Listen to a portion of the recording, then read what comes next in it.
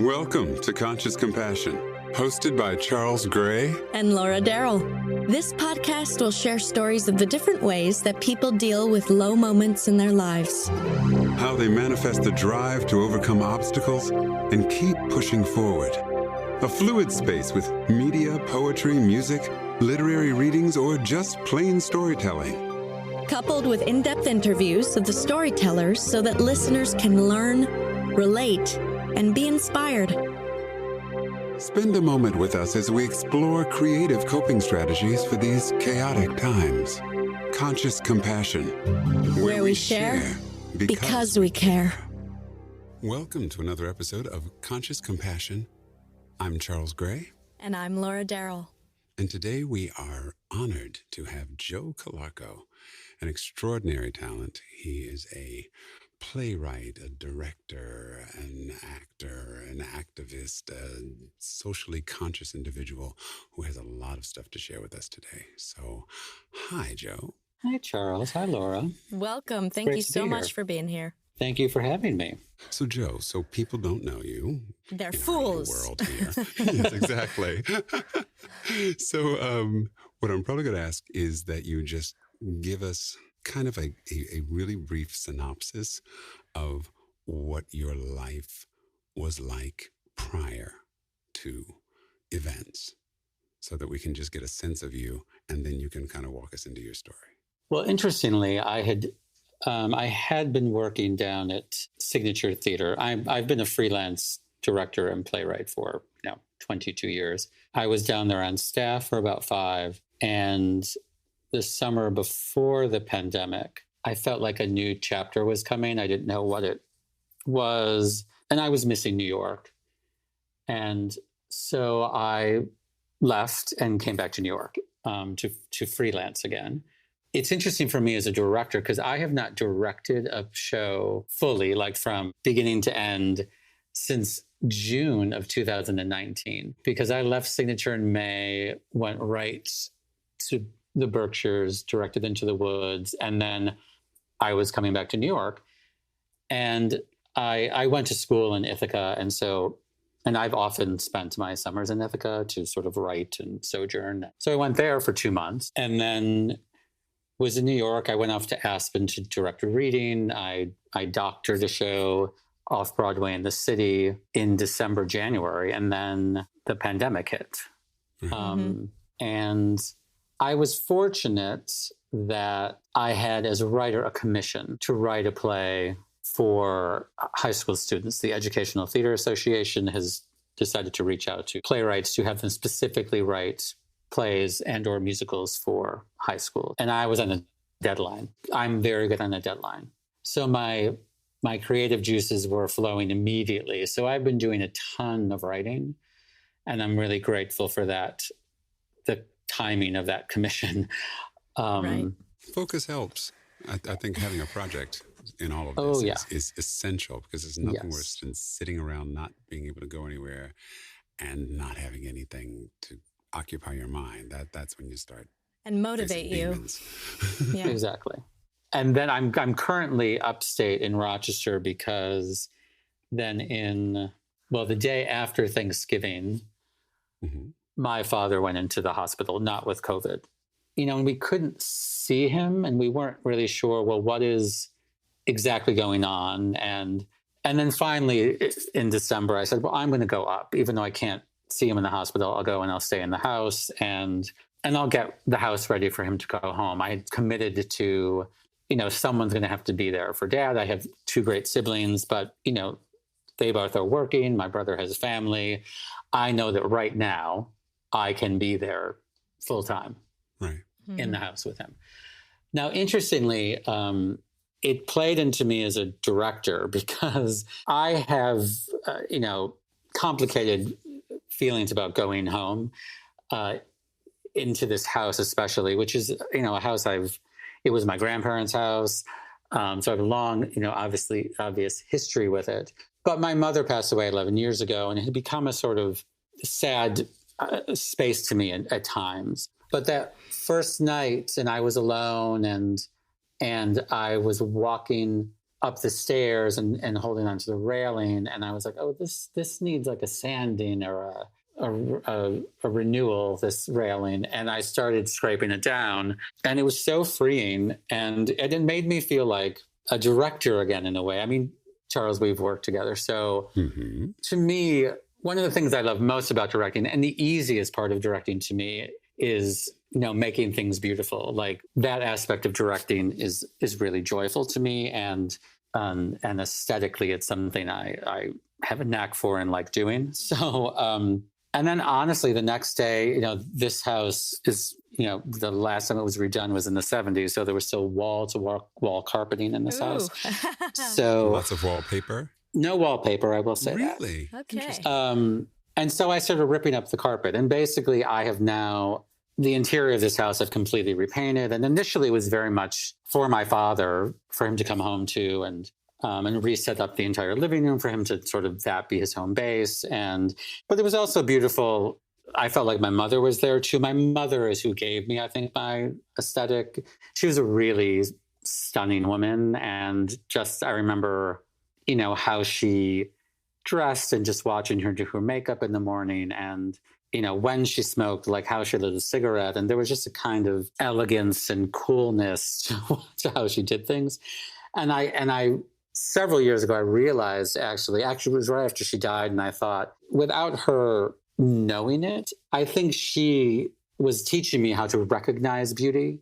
And I've always been grateful for that. That's what I mean by, whether it's directing or redoing a house, that the way she viewed the world and the way she did things in the world, and she did them beautifully, made me recognize beauty so I could hopefully recreate it. So it was sort of for both of them. And then by the time we realized it would be tricky to bring him home, just because he at that point needed a 2-person assist. He's had dementia issues for several years. But, he went in with sepsis. He then was having lung issues. He then had a heart attack, all of which he survived. Wow. And he was 91. And then he really did start to go south, and we put him into hospice care. But I was very fortunate that, we sort of could FaceTime as much as we wanted. Or we then, probably the last month of his life, we did have real access to him in the hospital and then at the nursing home. And, it was just lovely to spend time with him. I mean, I have an incredible family. I'm very, very, very close to my siblings. Our parents were amazing, and we were all very close. But to really have the time with him, to say all the things, though he never, sort of acknowledged he was dying, not in the kind of refusal way, but I've never, ever, ever known a more positive thinking person in my life, to the point where it shames me. I mean, he's the epitome of a glass half full person. I'm more skeptical. I lean the other way. My mother was a little bit more the other way. She was also a very bright light too, but like, we just question things more. My brother, luckily, really, really, really takes after my father. And, he really would stop to admire roses. He just engaged with people constantly. And he lived a tough life at times. And he just always saw the beauty in things. So I got my, appreciation for beauty from him as well. One of the most beautiful sort of moments of my life was one of his last days in the hospital before going into hospice. Was I walked in, and he was, talking to someone who I couldn't see. He never had any issues with recognizing or remembering us. That's a gift. His short-term memory wasn't great, and he would have, I hate to use the word hallucinations, but I guess that's what they were, but not in the kind of scary or unsettling way. Mm-hmm. And he was talking to someone and kept saying Norm, and my mother's name was Norma. Now, also what was interesting is he has not mentioned my mother's name in quite some time. Again, she died 11 years ago. And even when I would show him pictures of her, he just wouldn't say anything. And I remember thinking, oh, has he lost his memory of her? Which of course was sad to me, but I didn't take it as a kind of grief, but I just recognized it. So when he said her name, and I was like, oh, Dad, is Mom here? And he got really conspiratorial with me and was like, yeah. And he got really whispery. He was like, she came down the stairs. She's right behind me, which was so beautiful to me. And I also, for many reasons, one is for me as a son that he was talking about my mother. Two, I certainly saw it as the beginning of sort of the last stage of his journey since he was having visitations, and that he was so happy she was there. Oh. And then later in that visit, he was in a chair, and he was turning to his bed and kept saying "babe," and he would call my mother "babe." Oh. And I was like, "Oh, Dad, is Mom next to you now?" And he looked at me and said, "Yes, always, always, but you know that." And then he talked about her like he would talk about her right after she passed. And my father is a very spiritual person and used to always say, she's with me every day. And so it was very, very beautiful. And it was one of those moments when I was very grateful for mask wearing, because I was getting teary and trying to be subtle about it, but I'm sure my mouth was in full-on ugly cry mouth. So I know it well.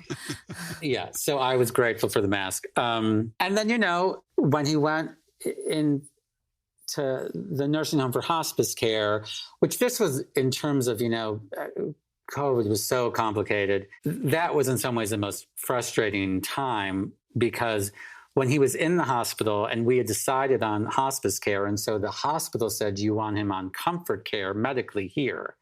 And we said, yes. So that's when they said, "You can come and see him anytime you want for as long as you want, 24 hours a day." Right. So I was seeing him every day for hours, for a week and a half. And then when he was going to go into the nursing home, they said, "Well, you can't see him once he moves." And they were like, "You cannot see him until death is imminent," was exactly the words I was told. What? We were told. No, how long? And I was like, "This is hospital? insane." I said, "This is insane." And I said, on top of it, look, our father's memory of us is fine, but he does have dementia. And if this, this could be 6 days, this could be 6 months. And Right. if it deteriorates, and I'm warning you, if he suddenly does forget us, because that was the other thing I realized when they let me up to see him in the hospital right when I got here, about 2 weeks in. Mm-hmm. And obviously they don't know him. And they were great. They were so great. But they kept saying, he's very confused. And when I walked in the first time, he was talking to the air and, having a conversation with someone, and was clearly in a state of somewhat delirium. But within 45 seconds of me talking to him, he came back. And that was the thing. It's like, I was like, God, these people are so isolated. Right. And if we could see him every day, I guarantee you this would be different. It just would be different. Now, whether or not, look, again, he was 91, there were physical issues by the end, whether or not when he passed away would have been different, who knows? But just the lack of constant sort of interaction with people. And it was one of the reasons I was, in a way, looking forward to when we thought he'd come home, of this would be good for him, that someone's here all the time. That he doesn't have stretches of time. Alone. My brother lives up here and is here constantly, but he can't be here 24 hours a day. He's got 2 children and a wife and a job. And but he was here, 3-4 times a day for stretches. But, I thought, well, that'll be good, for someone to be around more, and then we can sort of switch off. And, my brother's been like a saint in terms of, both me and my sister do not live up here. So he's been the one, carrying the ball now for a decade. That was a lot. Sorry. No, that was brilliant. My question, I guess my concern, there was an extended period of time after he went into the hospital initially when you were not allowed to have contact with him. And then they allowed you to have some contact with him, but they told you that if he went into hospice, that you then wouldn't be able to be with him again. So what did you do? What ultimately happened? Well, in some ways, I think, he was always took care of us so well. Our mother passed very suddenly. She was fine one day and went into coma the next. That was such a shock. Wow. And was kind of, it was traumatic. Besides the fact that your first parent's death. Now, fortunately, there was nothing left unsaid. Again, it's a family that expresses their love to each other often, but it was still really traumatic. There was somewhat of at least taking into your consciousness that Dad is at some point going to leave us. We FaceTimed with him a lot. And then what happened is when he did go into hospice, he was there for, I would say, maybe a day and a half to 2 days. And they called us and said, he's taking a turn, which means I could then come and see, anyone could see him Got it. You could see him for 2 hours. Yep. And one person each time. And, I'd go, I'd FaceTiming both my siblings. And again, in a way, I think he not planned that, but I think, because then he lived for another week, I think. So, I don't know if it was planned to be like, well, let me have my vitals go down a bit. And then, I talked to him 2 hours before he passed. I FaceTimed with him because that day I didn't see him. I FaceTimed with him. We had planned FaceTimes with all of us, and then each one of us would take, a day or two each week. And he was really sleepy, and it was a very short call, like 3 minutes. And I said, Dad, I'm going to come see you tomorrow. Like, would you want that? And he was like, and he shook his head, yes. And every conversation always with either of our parents was, love you, Dad, love you too, son. And that was it. And then 2 hours later, they called me and said he passed away in his sleep. So he died peacefully. I mean, you couldn't ask for more in terms of, there was nothing. And Babe was there. Yeah. So it again, the hardest part was when they told us you won't be able to see him. Yes. Luckily, not being able to see him, we could FaceTime with him. And he also did have, we didn't use this because it was only a day and a half and it was the dead of winter, but they did have window visits, and we could go and see him through the window. But again, it didn't even need to be used because it was only a day and a half before we could see him live again. So what helped carry you through that time? Was the writing very helpful? The loss of a loved one is, of course, one of the hardest things any of us goes through. Yeah, first of all, my siblings, and great friends, and the writing. And as what's interesting is, the play I wrote, which you'll hear a monologue from, is what I was writing. I'd finished the other play, and then I started writing another play also for high school students, specifically to be set on Zoom. And I realized as I was writing it, well, really not till I finished it, to be honest, how much it was about trying to connect and being disconnected from people and being separated from people. And then also one character very, very, very much dealing with the death of a parent. I mean, and this is a young person, this 17-year-old female. Mm-hmm. But the monologue is interestingly, I put a lot of personal details into my writing, and the funeral that she talks about when she was younger is very much happened to me when I was young with my I wondered uncle. Because the level of specificity, it just exactly. and it just made me laugh, and it was so relatable. Some of the specifics are more specific than really happened, but the general premise of the funeral and someone throwing themselves on a casket was anyway. That was helpful. Writing's always helpful, and then honestly, I have to say, working on the house was so cathartic.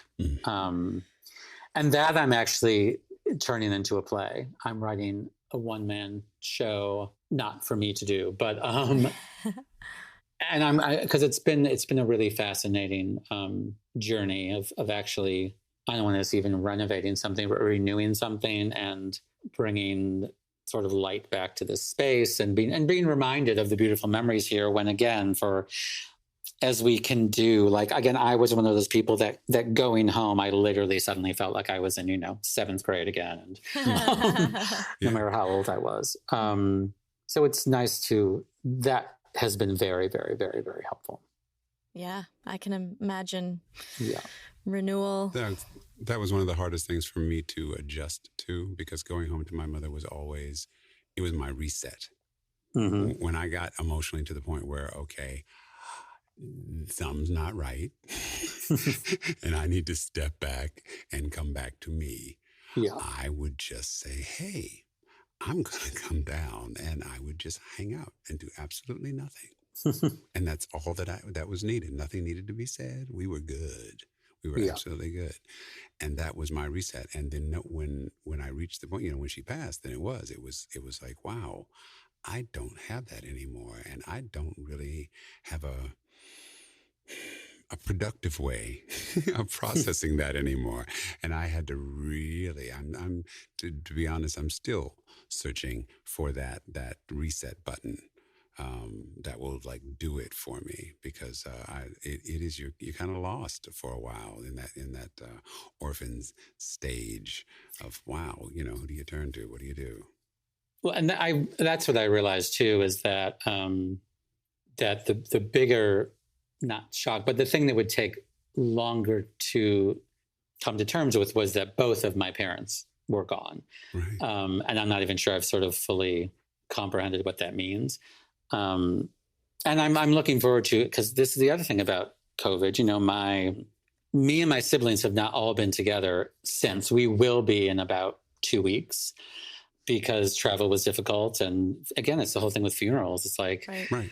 it's just a different thing. And you know, so my sister wasn't here, and which was fine with all of us. We all understood what this all meant. And even being here, my brother lives 5 blocks from this house. And early on, you know, I wasn't seeing my brother and his family every day, because again, it's just this weird level. Also, when I came up here in mid-December, you know, I came from Manhattan,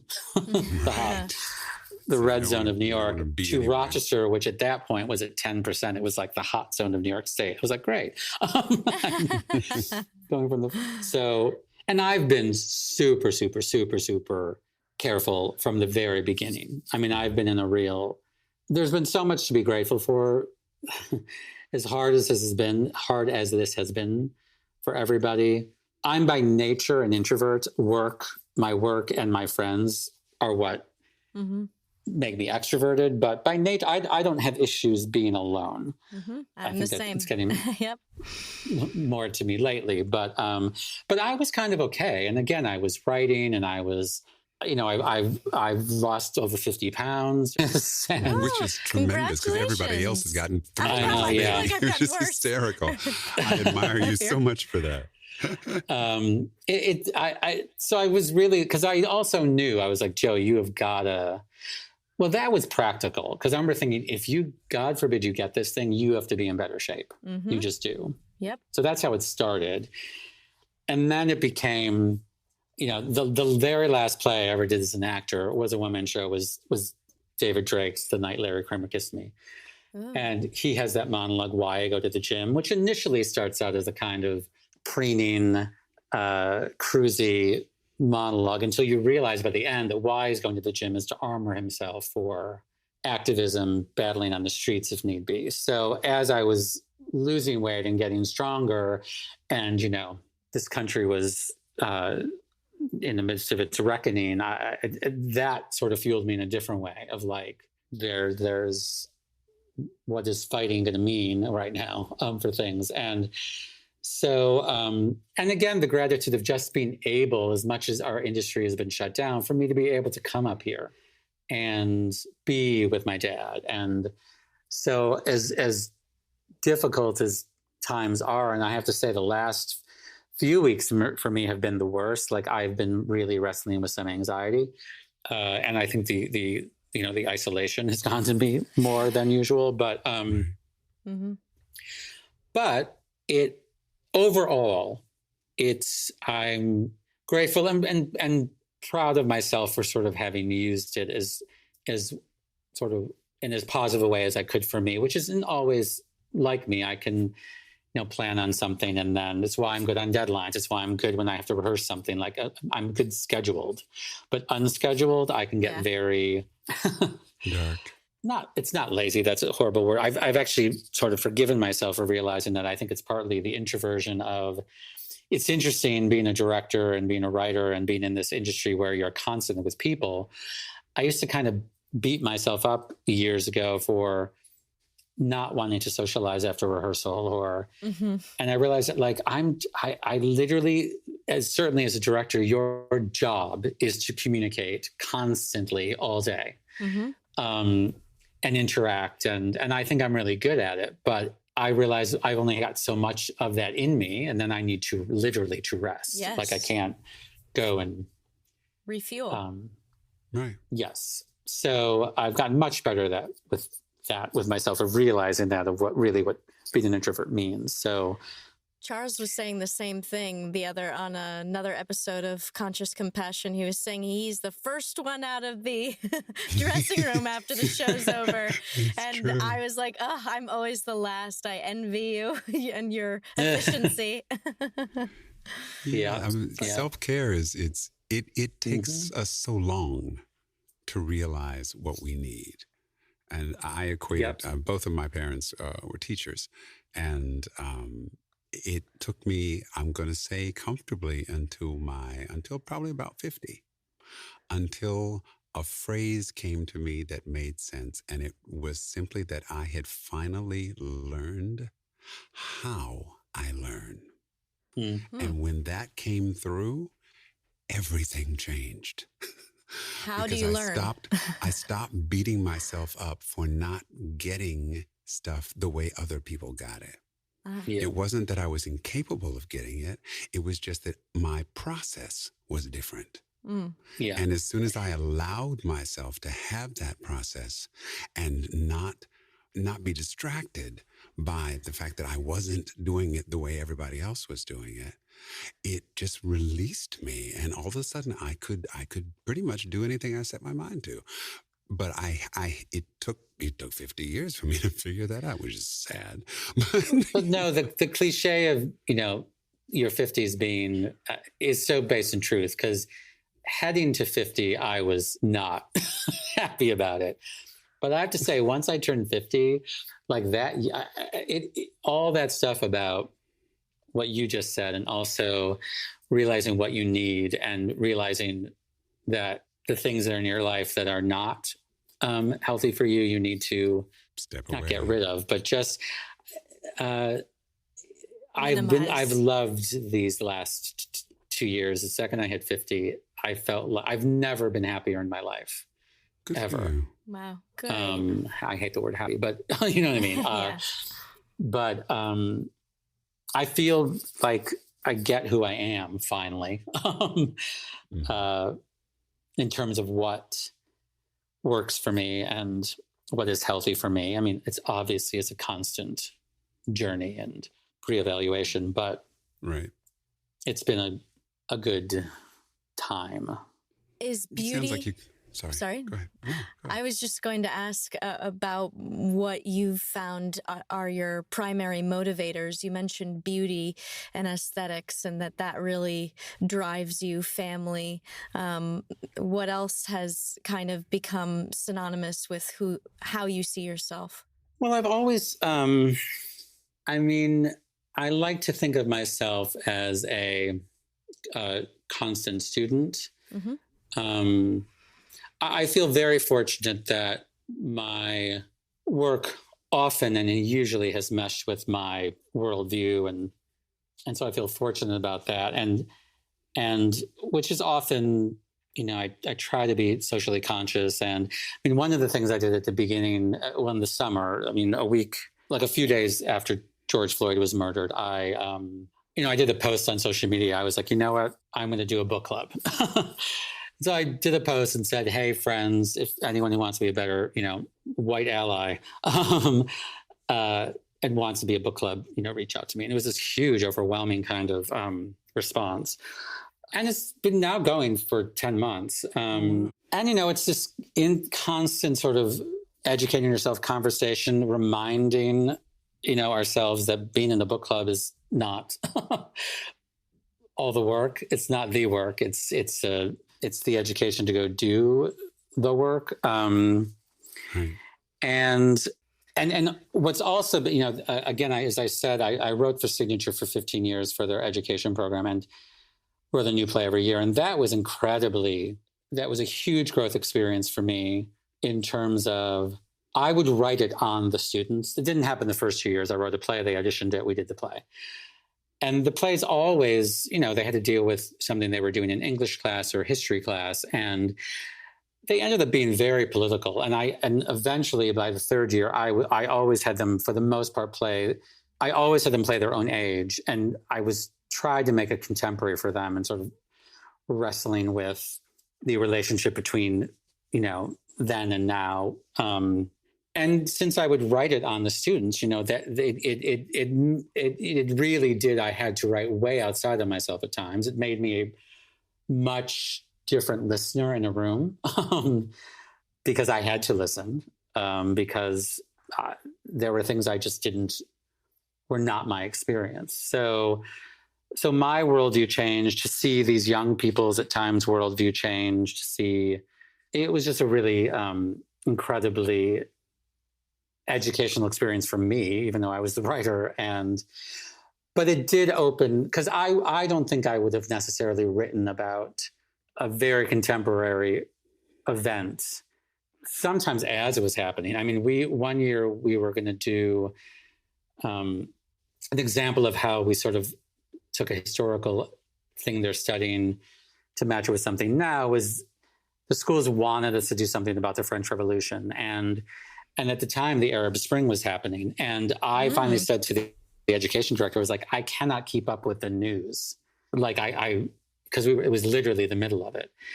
Which then I basically then set the play in terms of for these contemporary students, and I would always set it usually in Northern Virginia, so they could really, besides themselves playing themselves in the way, the students who would see it could recognize themselves in a very immediate way.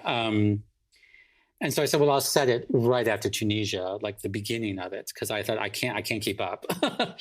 By the time we open, it'll have been something else will have happened. So, but again, I would never have done that on my own. I said, oh, I'm going to write about a contemporary event that's in the newspapers right now. Because do I have the distance? Do I have?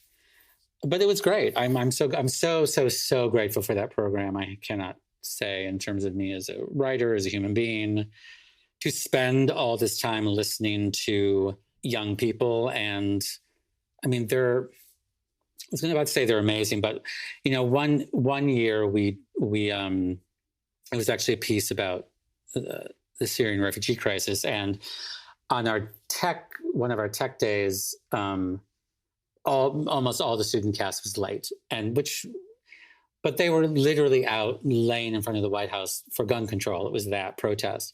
So, wow. And you think, oh, look, they're going to change the world. And then interestingly, a student who was in that cast 3 years later, he was really raging and angry about, what are you doing? I can't vote. We were out there on the streets and nothing has changed. And stop telling us we're going to change the world, because right now we don't have the power to, and you feeling better about yourselves because we're going to make the future better is bullshit. So I actually wrote the play for him, around him, about that very thing. So it's been, super educational. And I will say is it did make me see, okay, what is your responsibility in this? You can't just relax in the fact that the younger generation, are out protesting and starting activist groups, and you were, roller skating when you were their age. So it does sound that was a bit of a ramble too, but experience. But yeah. I mean, you generally, this kind of conversation seems to be, you hear it with college professors, but you don't really hear it with people who are dealing with high school age kids. Yes. Because the assumption is, in a university setting, education is reciprocal to some degree. The professor knows more, but he is gleaning stuff from his students. And by the end of the semester, or whatever the experience is, everybody has moved forward a little bit. Everybody has gained something from everybody else. You don't really hear people talking that way about a high school experience. So it's really, it's wonderful. I think high school can be incredibly formative. I think it's the most formative time, arguably. I mean, because college is going on too, but yeah. But they we look on the back of they come in to audition, and they would put outside activities on because it impacts how they're going to rehearse. And literally some of the stuff. I mean, this one young woman, she was a sophomore and had started a group called Generation Ratify, I think they were called, which was, she literally, with two friends, started this movement to ratify the Equal Rights Amendment in Virginia. Oh, wow. I was like, you're a sophomore in high school. Like, again, I was roller skating. But again, that was the year that I realized, okay, don't beam at them and look at them. Again, they can't vote yet. They don't pay taxes. And if we wait too long, I mean, I actually wrote, that student I was talking about a line that he says to his teacher. He said, how many of us have to be shot dead underneath our desks before we can vote? Because I do hear, and now I hear it differently when people talk about young people and look at now. And it is amazing that they're great, but we've got some work to do while we wait until they can actually wield their power. And again, it was interesting with this one student because he was such a positive thinker, and he really had become in a really, really, really dark place. And I was actually worried about him because he just, it didn't see any results out of it except for people, applauding them. He said, yeah, but it was 2 years ago and nothing's happened really in terms of legally. So anyway. What's the blessing that he had you as an outlet? I mean, the plays and things as an outlet, because you can easily see how that could have turned into something else. Well, I will say it was I've always said that program was the most satisfying thing I did all year because it was the hardest to write because I had to write it really, really quickly. Mm-hmm. And there were big casts and I wanted to give everyone something to do. And they were these huge subject matters. And, but it was so satisfying to see how much they loved doing it and they owned it. And again, they inspired me to writing it. But that, again, I was worried about him we finally did have a talk. And then I said, I'm one of those people, while I do think that theater can be therapeutic, I don't think it's therapy, right. But it can be therapeutic. And I'm talking to him because we were worried about him. And I said, it sounds like a cliche, but there is stuff in this play that you can, maybe put some energy into it. And I remember the last performance, he did come up to me and he said, we were hugging and he said, you were right, it did help. So that made me really happy because those moments for me are like, with that program every year, I'd be like, I don't have to do anything else ever again. Like, I feel like nice. That's what led me to directing. My degree is in acting, and my senior year this ages me. So actually my junior year in college, Tiananmen Square had happened the summer before, and then the wall came down and we were doing Anything Goes. And it seemed so silly to me. I was like, yeah. The world, this is major, major world history, like large timeline on the History Channel history. And I'm tap dancing in a sailor suit at a really expensive private school in upstate New York.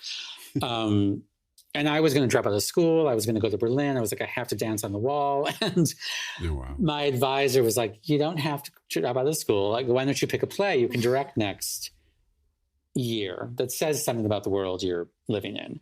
Now, where I grew up in Rochester, I directed a couple of musicals when I was, 18, because there was a student-run summer theater company. But I didn't direct the play, and I did, and I directed, the play Beirut, which was a very controversial play in the 80s, and it had this huge impact on campus. And I remember that was my moment of, I would have interactions with people where it really impacted them. And I was like, well, this impacted somebody. This isn't about you going off and being famous or like that. And that's what made me realize, I think this will be more satisfying for me because I hopefully will have more choice over the work I do and what I choose to talk about. No, I know I've been very fortunate in that, again, I feel like most of the work I've done, has matched my worldview in some way or other. But, so yeah, it's always been, and then speaking to my parents, I think back, I remember, my mother was the first activist I knew without me knowing it. I remember one of my very first memories is of our father taking us, me and my siblings, to drop off dinner for her in a paper bag while she was on a picket line for the place she worked. So, wow. So do you have a favorite hat to wear, or all of them are kind of equally connected and inform the other? Because I'm very moved by your talking about how writing has really helped you to connect and educate yourself and help inspire others. Is directing a close second, or is it really all, it's choosing between your Sophie's choice? Well, another great thing about this time has been, because I've been writing so much, and I know this is going to sound crazy to say, because, the play that was published in this year was my 14th published play. And congratulations. Thank you. I was always leery about calling myself a writer, which I know sounds so, I have such respect for writers. And because often, honestly, because I had to direct so much to make a living, though they both made a difference. If I did not do both, I've made my living in the industry for 22 years now. That would not be the case if I didn't do both, because they always made a difference each year. Right. But really only writing most of this time has made me finally been like, Joe, you are a writer. Like, you're equally a writer as you are a director.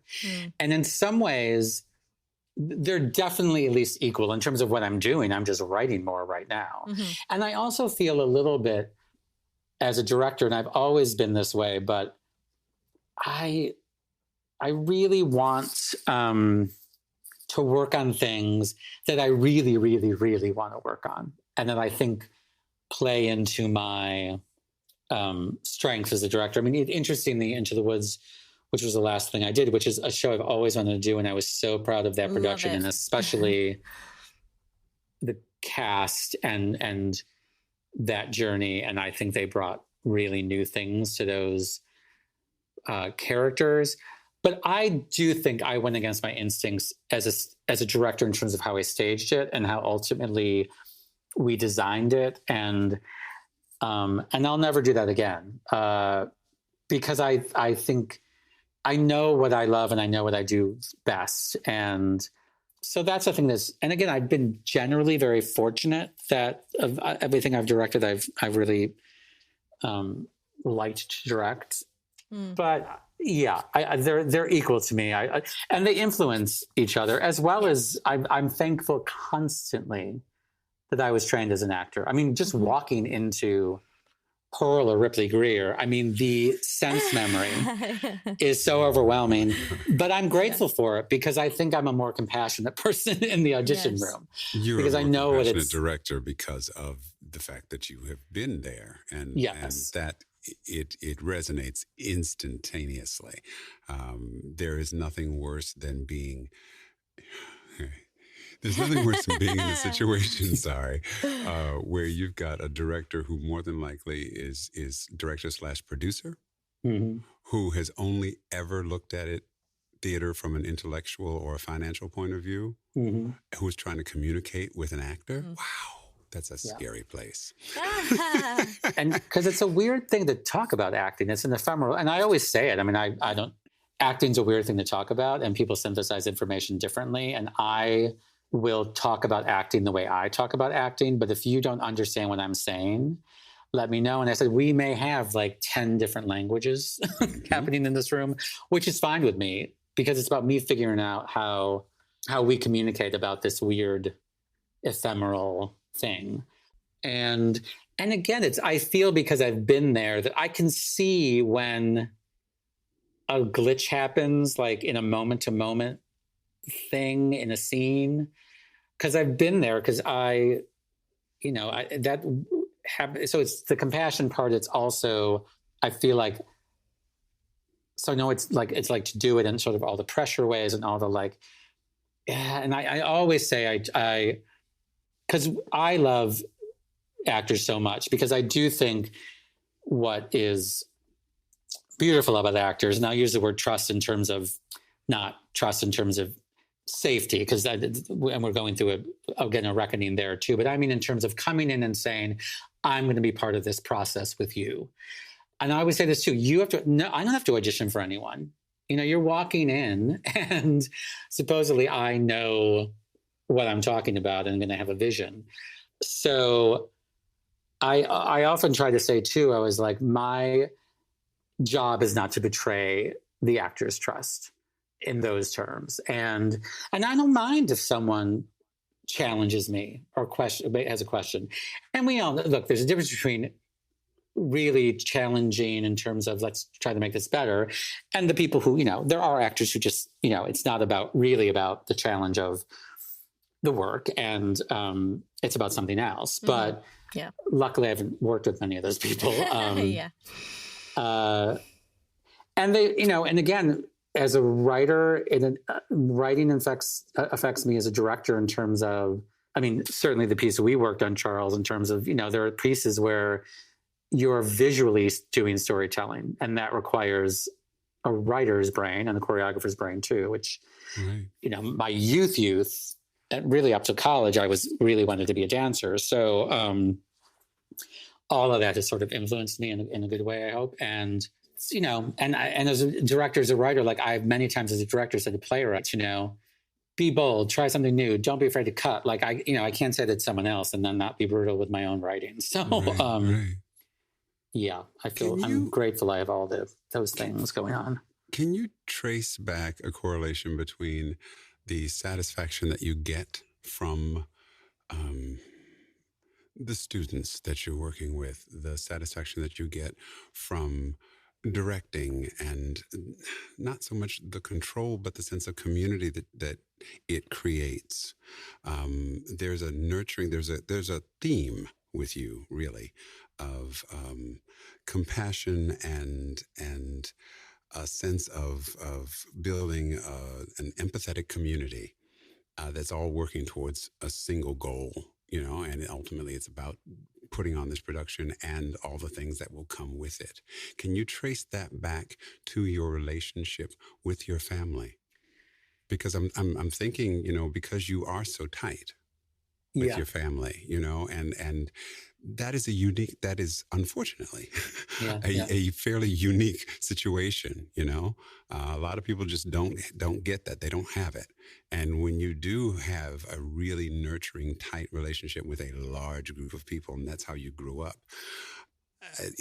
sometimes it can play out in our lives in ways like this. Because you don't have all that family with you, but you create a new family every time you walk into a room. And I say that I actually used to do a ritual every opening night of having a cast break bread together to sort of celebrate, kinship and community. And so that's always a big thing for me, is that idea of, and I say family in quotes, and because it's not just what it's about. It is about, again, I grew up in a family that was with parents who were always reaching out. The amount of friends, and this has been a lovely thing to be reminded of with our father, with people who reached out. Social media was like this avalanche. And the same thing happened with our mother, of the amount of people who thought of them as second parents is, overwhelming. And hearing stories that I didn't even know about. Mm-hmm.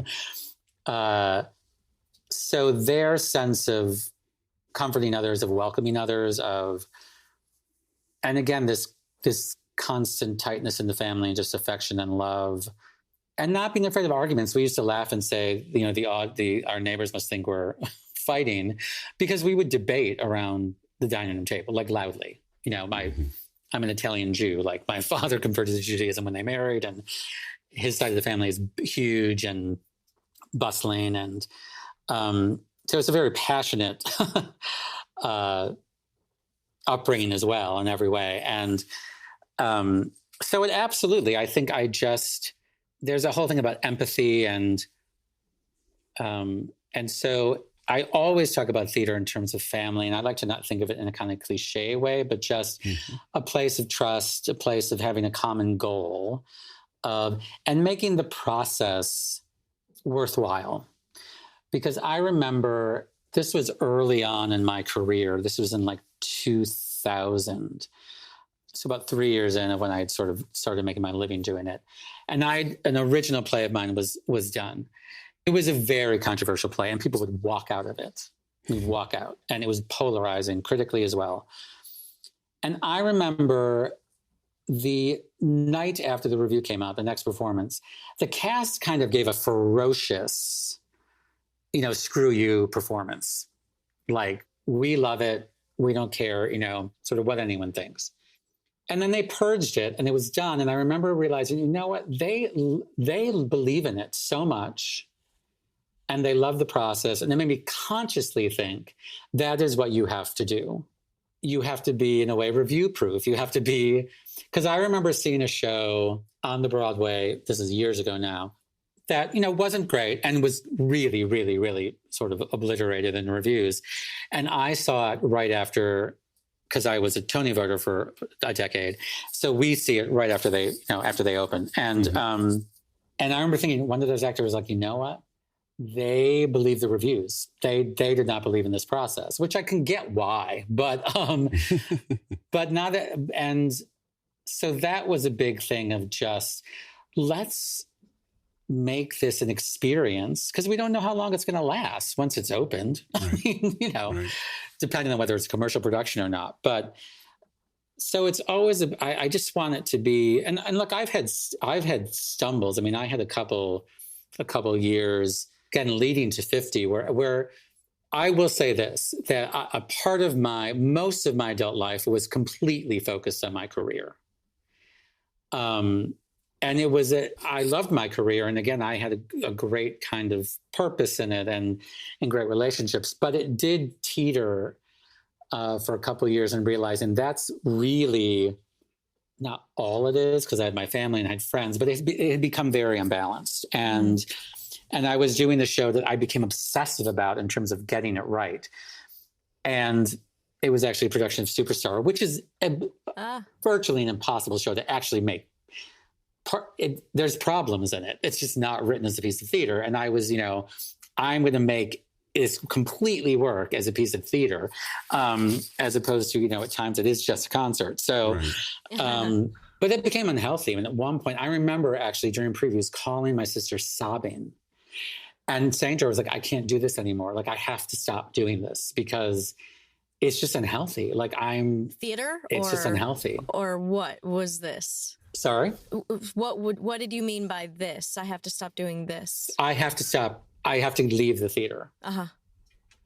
And I was like, I cannot direct because I just didn't like the way I was. Mm-hmm. Even in rehearsal, I mean, there was actually one, a dear friend in that production who I've done more shows with than any other actor I've ever worked with.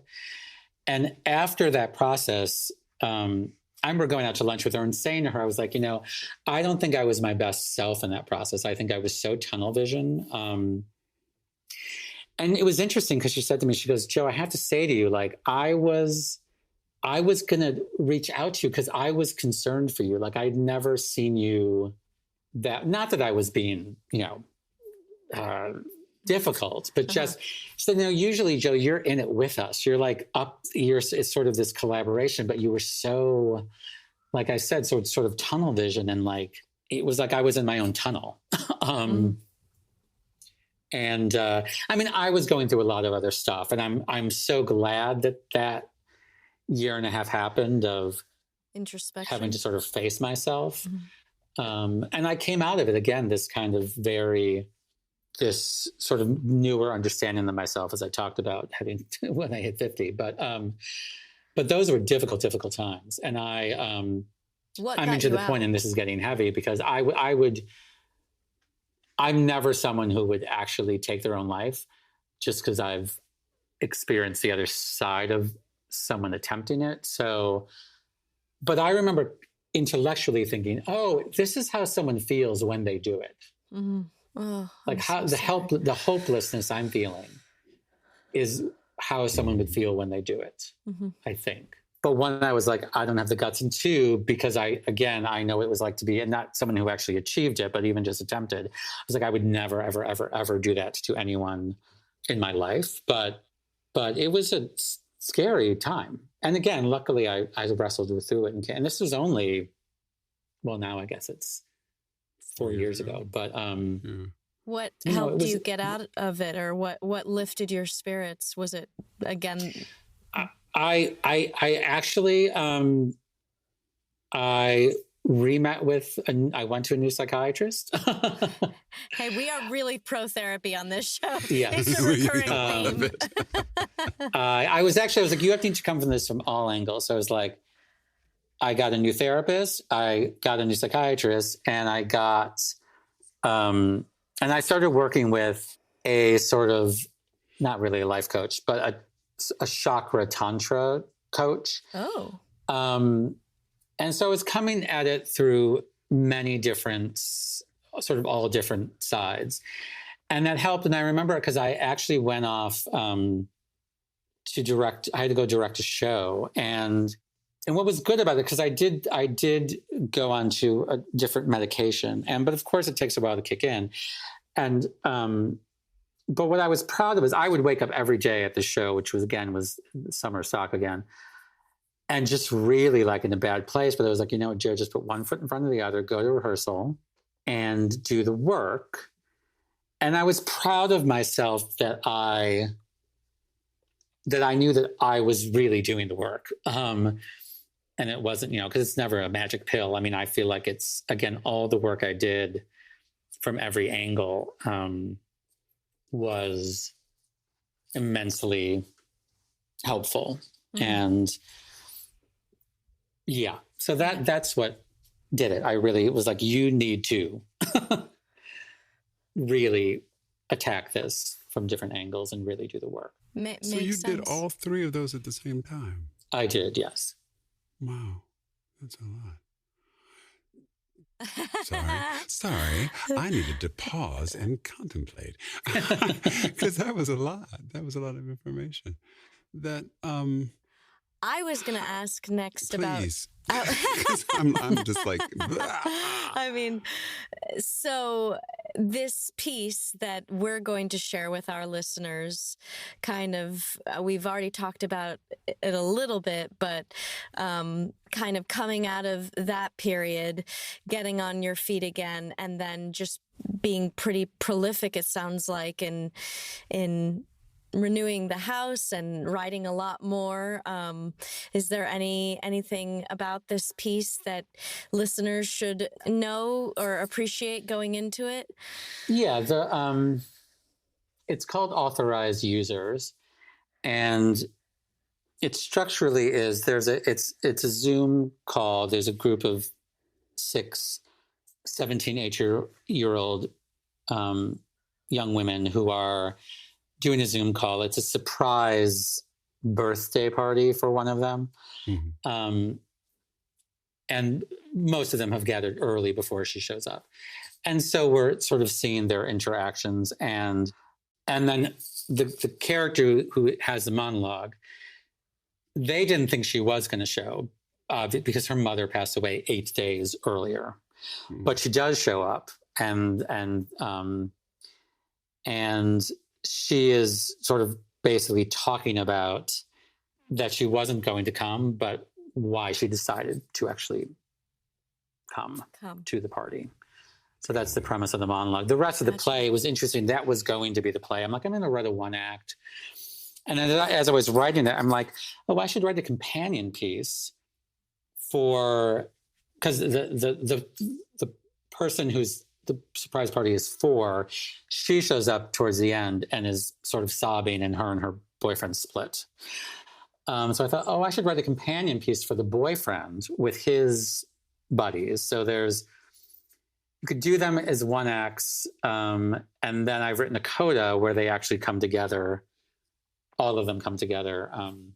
Because the guys are supposed to go to the surprise party on the Zoom as well. So, and it can also be done live. It would just be socially distanced because they're all in their own bedrooms. But yeah. So I purposely wrote it, to be done on Zoom or live. Listening to you talk about these plays makes me think about the jokes that they talk about Taylor Swift and like, don't ever date Taylor Swift because you're going to end up in one of her songs.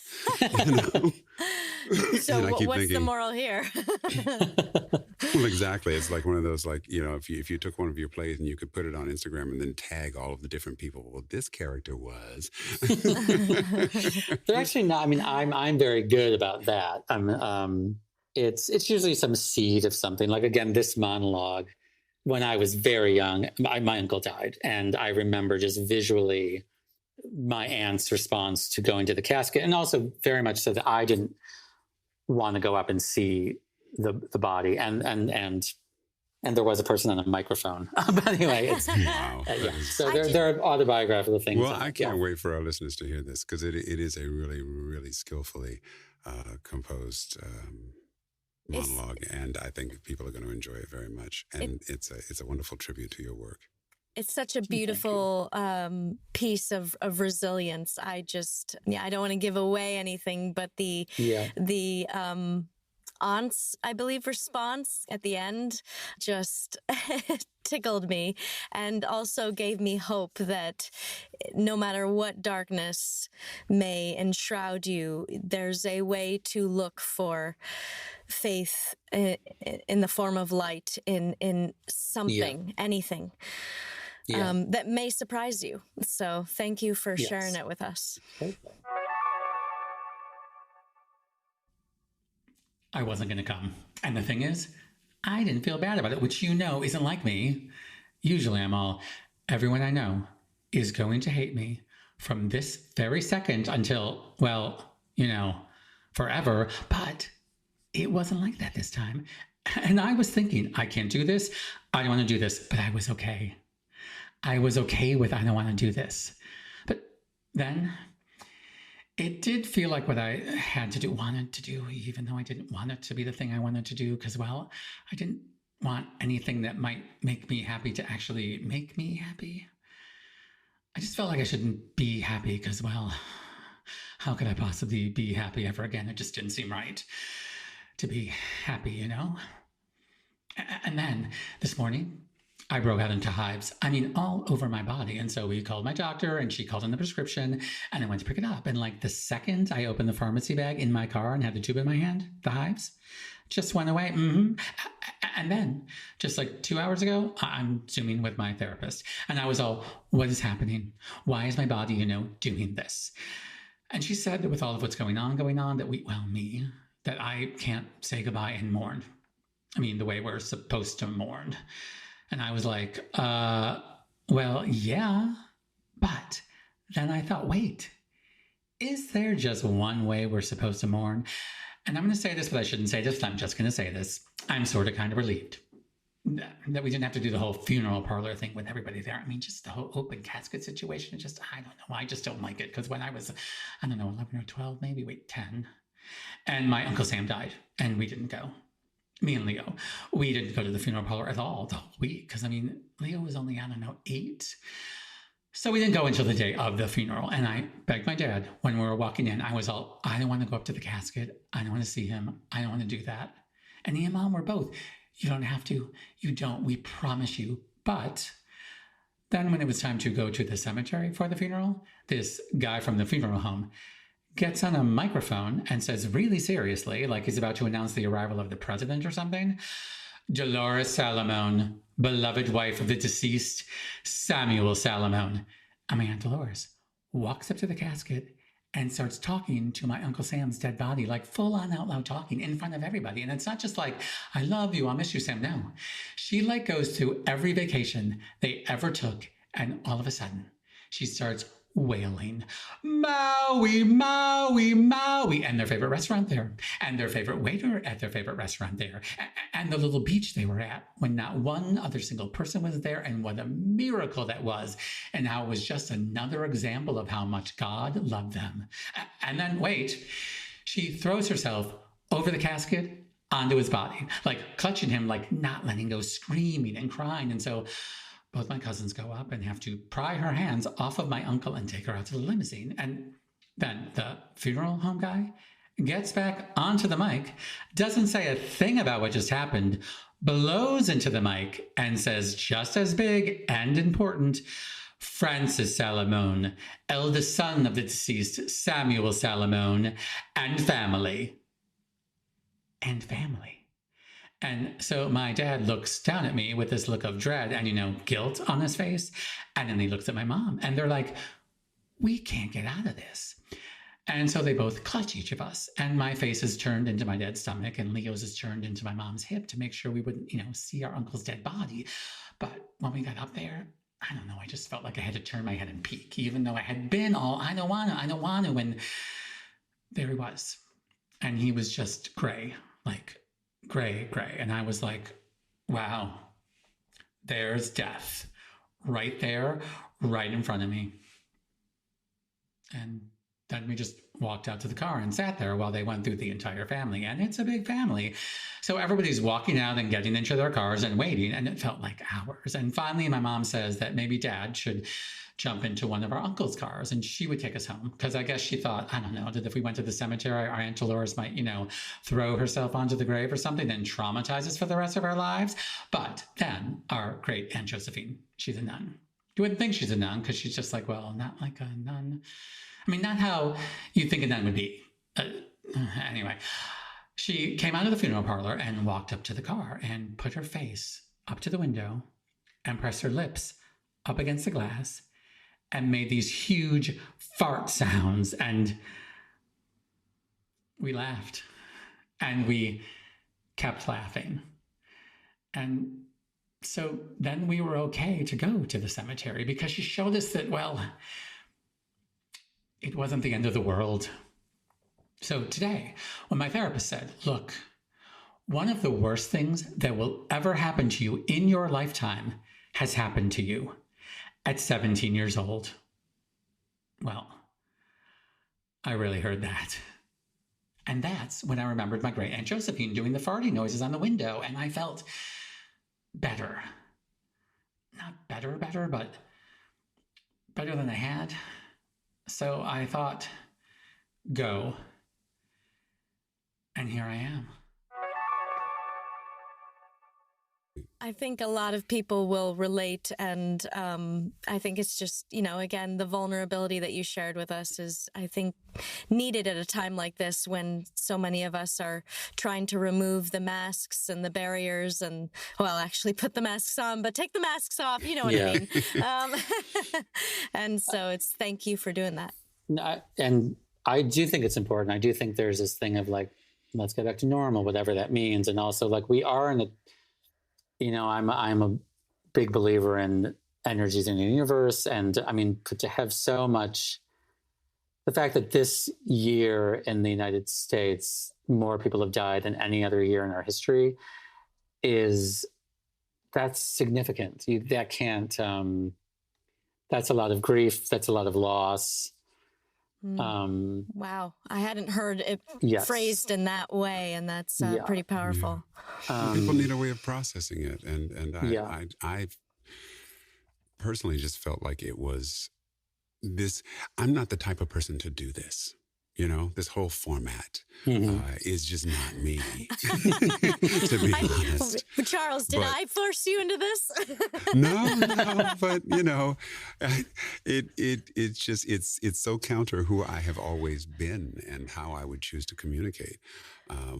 But there was something that clicked in my brain because I had a truly desperate moment when I was sick and Paul was in the hospital and I didn't know if he was coming home. And I'd never felt so isolated in my entire life. And the thing that I kept thinking was, what are people doing? How are they getting through this? Because I knew 50 other people whose situations were far more dire than mine. But I was having such a hard time wrapping my head around it.